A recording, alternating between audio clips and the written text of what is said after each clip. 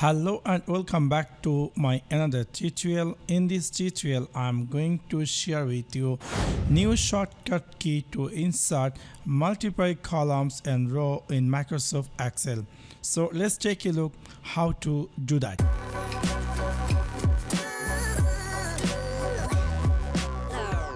For example, this is my Microsoft Excel worksheet document, and this is the some elements I have. And for example, I want to add a row in this place. So in this case, if you want to add a row in your this place, you can easily insert a row using keyboard shortcut key. For that, you need to click in your keyboard Alt I, and then you need to click here R.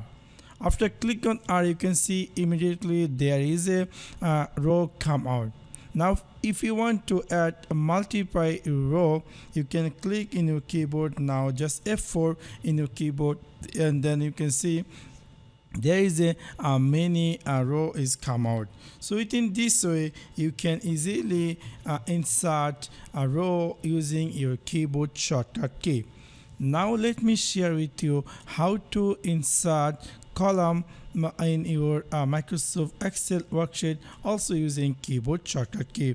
For that, for example, I want to insert a column right over here. So what you need to do in your keyboard, press Alt I and then click C to insert column. Now if I click F4, there will be multiple column will appear. So this is how we can easily insert column or row using keyboard shortcut key. So again, I will share you what you have to do if you want to insert a column in your Microsoft Excel worksheet. You need to click in your keyboard Alt I and then erase Alt I and click C to make insert column.